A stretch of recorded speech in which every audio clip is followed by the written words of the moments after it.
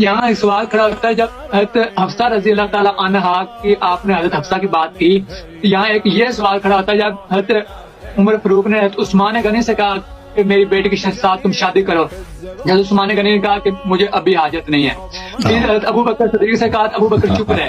फिर नबी पाक है कि नहीं भाई, है कि नहीं?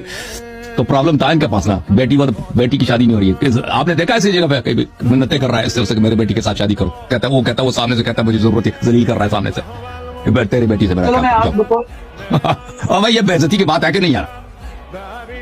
बेइज्जती की बात है।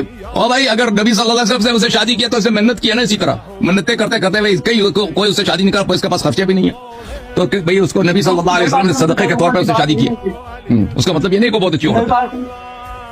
ठीक है, अब पता चला ना कि आप लोग जो मशहूर करा दी कि उमर बहुत बड़ा सरदार था, फला कुछ भी नहीं था भाई।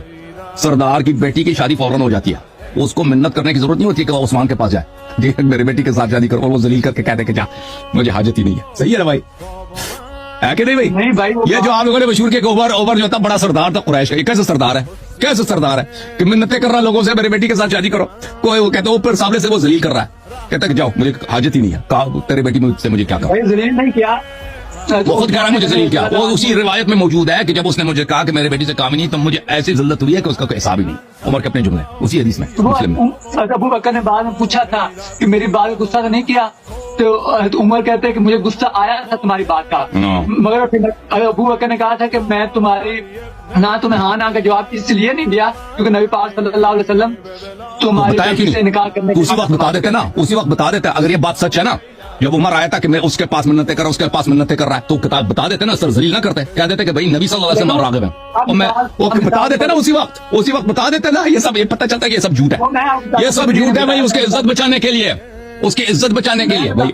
हाँ, अगर इसी तरह बात होती ना कि अबू बकर आया, उमर आया ना उस्मान के पास मेरी बेटी के साथ शादी करो, वो ना कहता कि भाई मुझे हाजत ही नहीं, कह देता कि भाई तुम्हें इस तरह मिन्नत करने की जरूरत नहीं है, नबी सल्लल्लाहु अलैहि वसल्लम रिश्ता देने आएंगे, वो अपने लिए नबी से बेहतर दामाद कौन है भाई दुनिया में, ठीक है ना? और अबू बकर में ये सुना लेते उसको, ठीक है ना? वो तो नहीं सुनाया, ये तो बाद की कहानी है ना, वो तो बाद में तुम लोगों ने बना दिया, वो तो हमें पता है। मैं बताता हूँ आप, वो तो हमें पता है। मेरी बात सुने, तो उस्मान अबू बकर ने इसलिए नहीं उमर को बताया था। चलें ज़हाक साहब आप अब तैयारी करो, अगले हफ्ते आ जाओ, ठीक है ना भाई?